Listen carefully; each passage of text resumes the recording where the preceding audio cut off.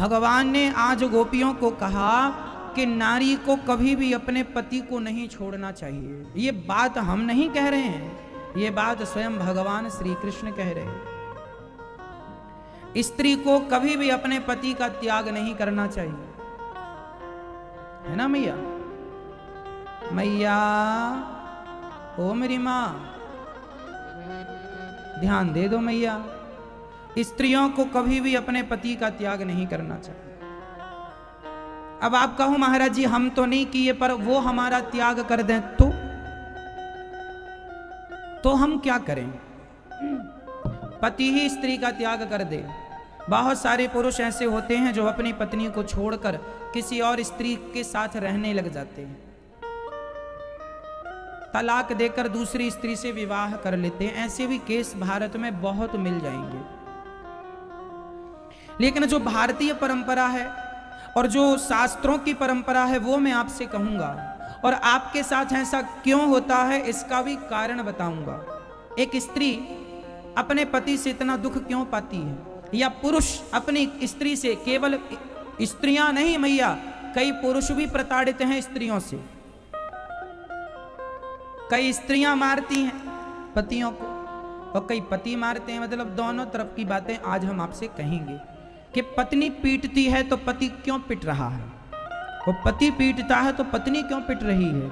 इसका जवाब आज हम देंगे, बहुत सावधान होकर के सुने। और आज जो हम कहेंगे वो यदि आप पति पत्नी फॉलो कर लेंगे, चरितार्थ कर लेंगे, तो मैं विश्वास दिलाऊंगा, मैं आपको वचन दे सकता हूं कि आप यदि मेरी बातों पर यकीन करके उस पर अमल कर लेंगे तो कभी आप पति पत्नी के झगड़े की स्थिति उत्पन्न नहीं होगी।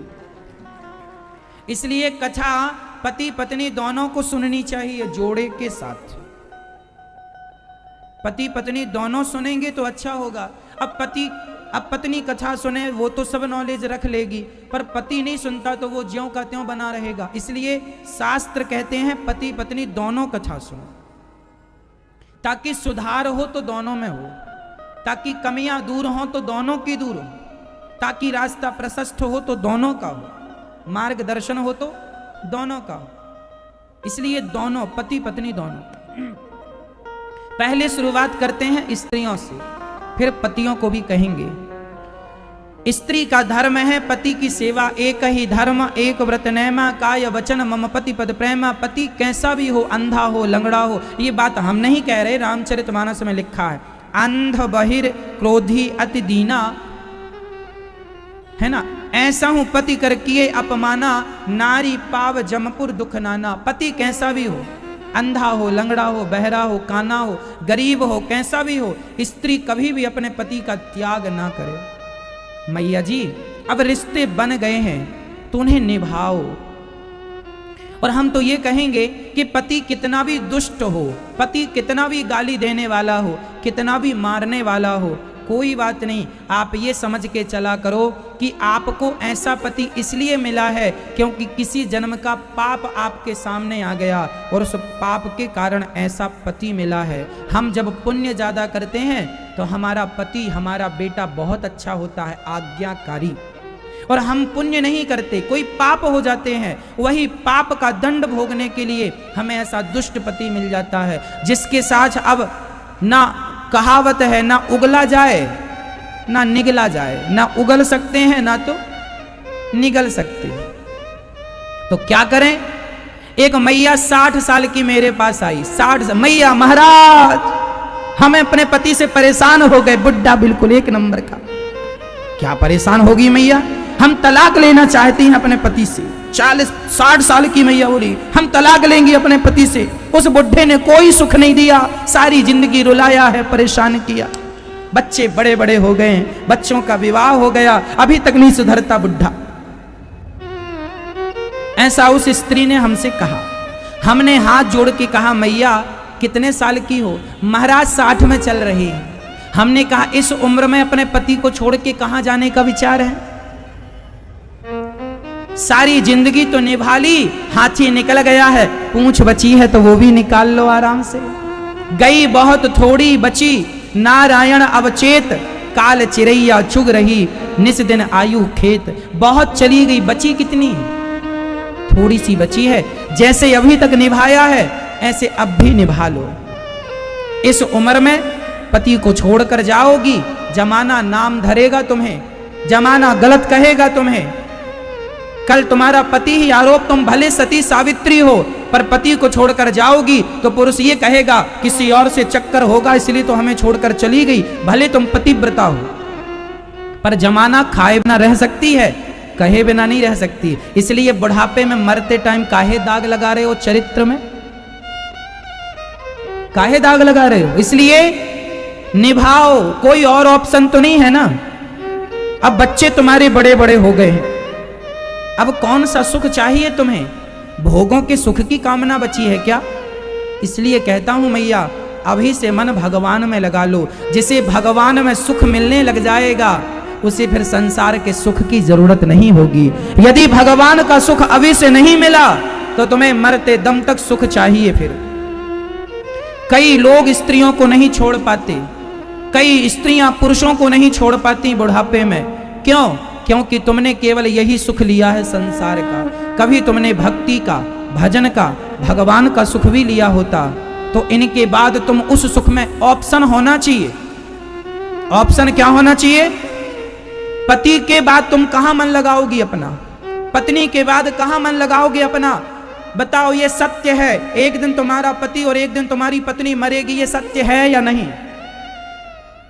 बोलो, एक दिन तुम्हारी पत्नी और तुम्हारा पति मरेगा, ये बात सत्य है? हाँ या ना में जवाब दो। एक दिन तुम्हारा पति और तुम्हारी पत्नी मरेगी तब बैठे रहोगे क्या? अभी से मन भगवान में लगाओ ताकि पत्नी के जाने के बाद मन पूरा भगवान में जुड़ जाए। पति के पहले भगवान में मन लगा लो ताकि पति के जाने के बाद मन भटके ना। पहले से व्यवस्था करके रखो कि हमें इनके बाद मन को कहाँ लगाना है। ये क्यों भूल रहे हो? कब तक आंख बंद करके बैठोगी मैया? एक दिन मरेंगे ये दुनिया वाले। कब तक तुम बचा के रखोगी या रखोगे?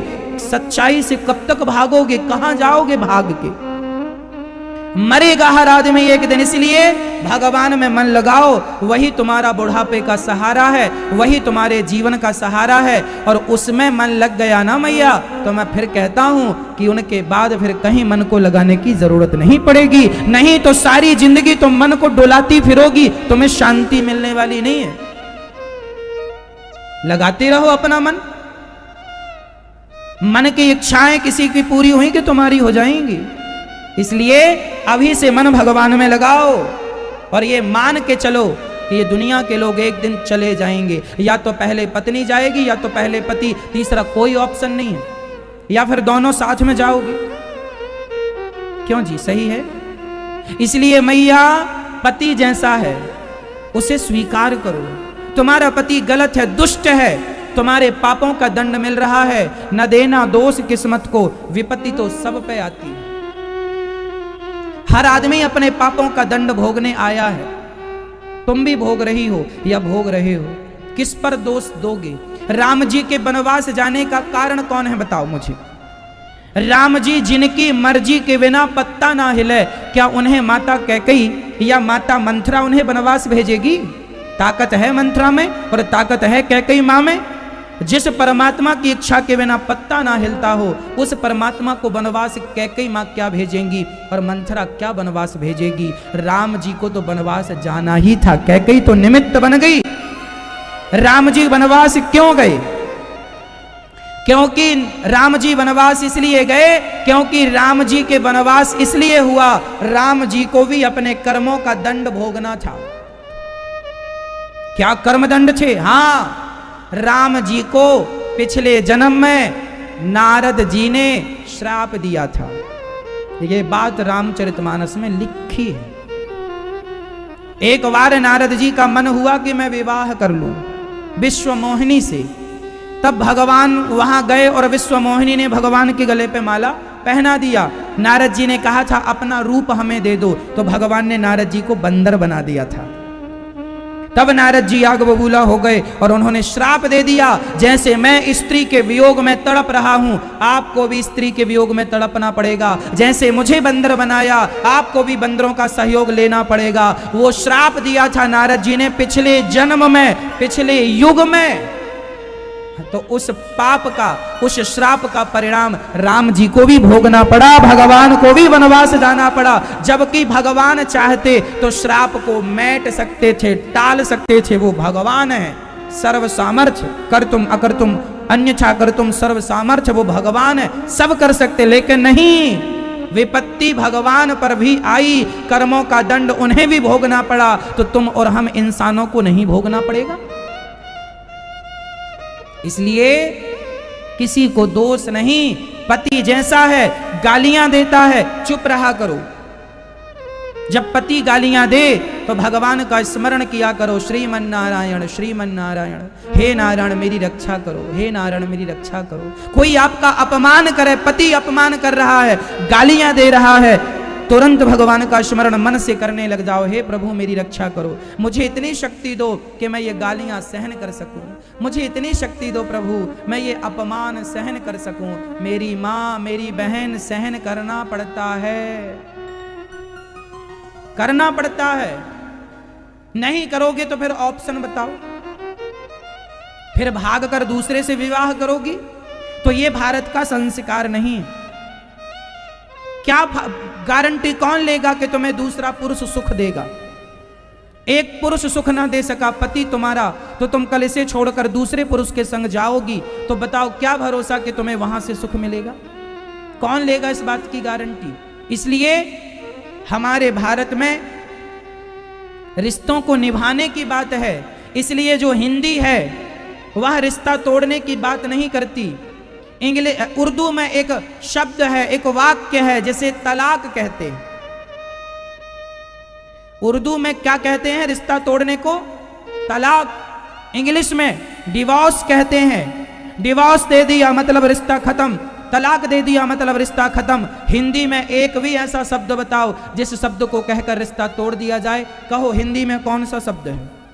तलाक उर्दू का शब्द है, उर्दू का वाक्य है। डिवोर्स इंग्लिश है, हिंदी में बताओ क्या है? हमारी जो मातृभाषा हमें पढ़ाई जाती है ना मेरी माँ मेरी बहनों, वो मातृभाषा भी हमें रिश्ता तोड़ने की अनुमति नहीं देती। वो जोड़ना तो सिखाती है, तोड़ना नहीं सिखाती। हम भारत के लोग हैं, हिंदी है, हम वतन है, हिंदुस्तान हमारा, हम भारतवासी हैं। अमेरिका जापान के लोग तलाक लेते और देते होंगे, उन्हें शोभा देता होगा।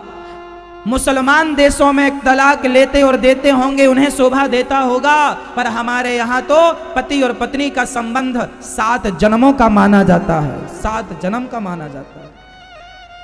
इसलिए हमारी संस्कृति, हमारा देश, हमारे शास्त्र, हमारे संस्कार ये आज्ञा नहीं देते कि तुम अपने पति को छोड़कर चली जाओ।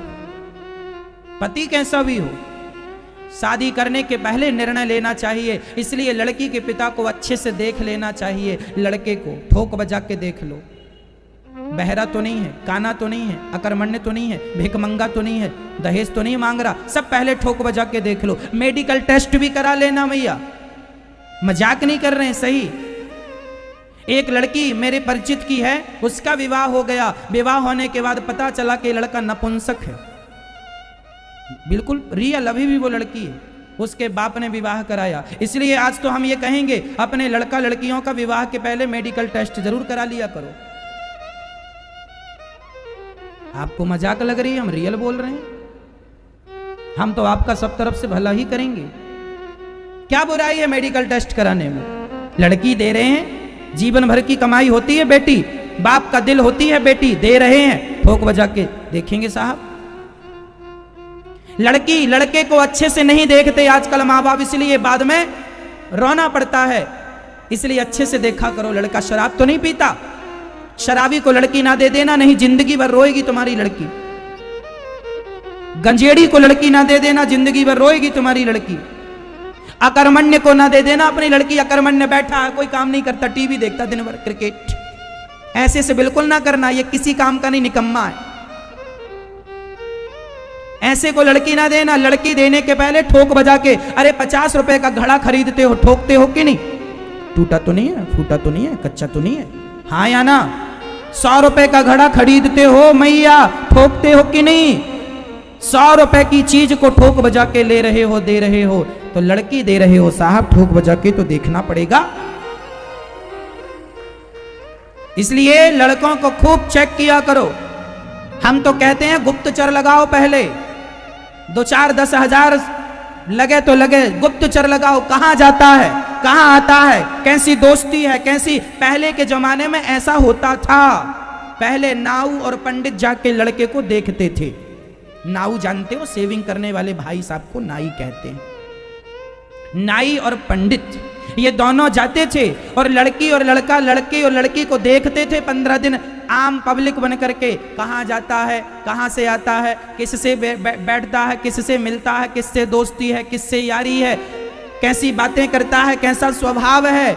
लड़की का बाप गया तो लड़का तो बिल्कुल अच्छा बना बैठ जाएगा, हम तो सब जानते, सीधा साधा। एक दिन में थोड़ी लड़का देखा जाता जो तुम देख के कर लेती हो शादी। और घरों में जाके लड़के नहीं देखे जाते, जरा बाजार में जाके देखो तुम ये लड़का कैसा है। लड़के बाजार में दिखते हैं, जब वहां सिगरेट एक हाथ में होती है, शराब चाय का प्याला दूसरे हाथ में होता है, तब पता चलता है ये कैसा लड़का है। आजकल के माँ बाप को ज्ञान ही नहीं है, लड़की की जिंदगी बर्बाद कर देते हैं। कितने बाप ऐसे हैं जिन बापों की गलती की सजा लड़की भोग रही है। गलत आदमी से विवाह कर दिया, मना कर रही थी हमें नहीं करना, नहीं करना, नहीं करना, माना नहीं, जिद पे आ गया, बाप हूं मैं, जो कहूंगा करना पड़ेगा। तो तुम बाप हो तो जान ले लो अपनी बेटी की।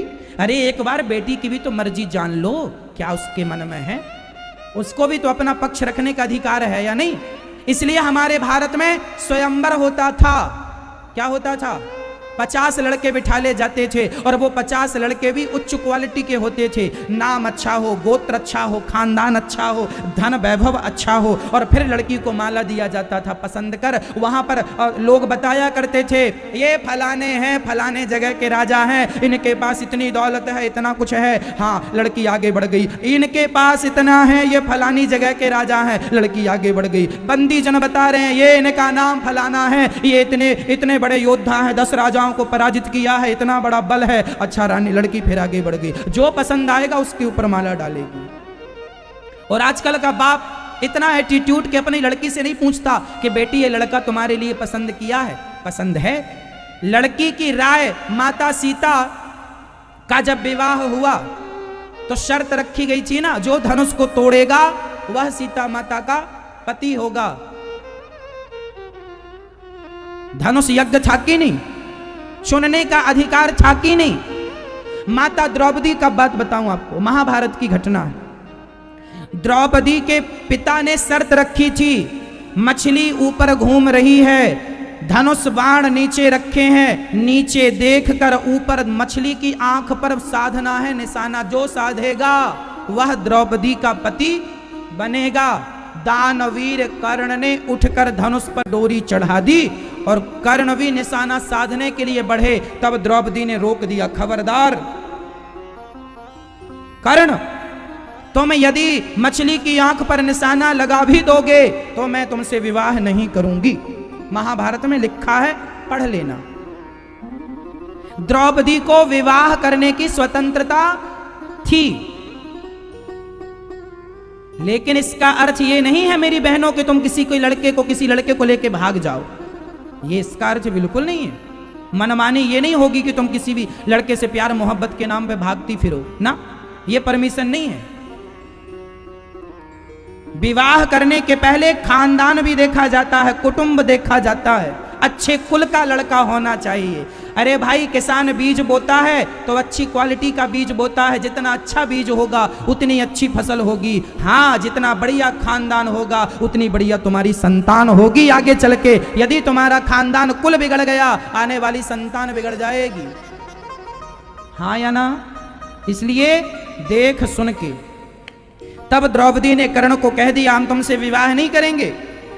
क्यों नहीं करेंगे? क्योंकि हम क्षत्राणी हैं और क्षत्राणियों का विवाह क्षत्रिय से होता है, और तुम भले बलवान हो पर शूद्र हो। द्रौपदी ने कहा था।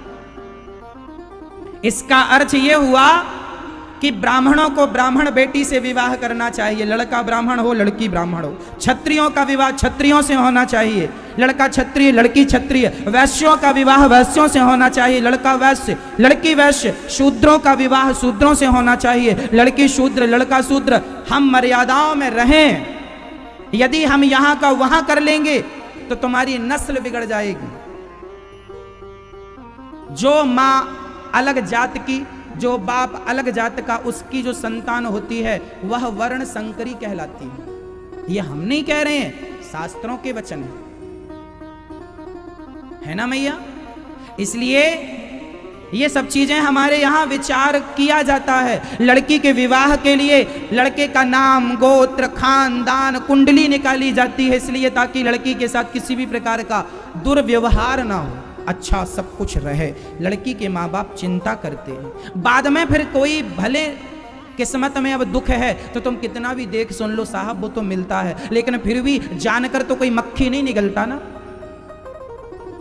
अब आप कहें महाराज जी तो सब कुछ हमने देखा, हमारे बाप ने देखा, फिर भी तो दुख मिला, फिर कौन जिम्मेदार? तो देखो ऐसे केस होते हैं पर कम होते हैं। इसका अर्थ ये नहीं कि हम बिना देखे सुने विवाह कर दें। भाई धोखे से मक्खी हम निकल गए चलता है, पर जानकर तो आप नहीं निकलते ना। ये कहावत है कि धोखे से मक्खी निकल गई अलग है, पर जानकर तो कोई नहीं निकलता। हमने लाख लड़के को देखा लेकिन फिर भी नालायक निकला, वो उसका भाग्य है, लेकिन फिर भी तो देखना सुनना जिम्मेदारी है। इसलिए लापरवाही ना हो, समझदारी हो। विवाह के समय सावधान, लड़की और लड़का और माता और पिता खूब बढ़िया से देखो, और लड़की भी अच्छी हो, देखने सुनने में भी अच्छी हो, काम धाम कर सके, अपने रिश्तों को संभाल सके। लड़की, लड़के का बाप भी, लड़के वालों आप लोग भी जरा लड़की को देखा करो स्कूल कॉलेज जाते आते समय, वो भी तो ऐसी वैसी नहीं है। केवल लड़के का मुआयना नहीं, लड़कियों का भी तो मुआयना होना चाहिए। अच्छे से देख सुन लो, बातचीत कर लो। लड़का लड़की एक दूसरे से प्रसन्न है तो विवाह कर लो। जबरदस्ती नहीं कि तुम्हें इसी लड़के से करना होगा ना, तुम्हें थोड़ी रहना संग, वो लड़का लड़की को रहना, उनके मन की जान लो, ये उचित है।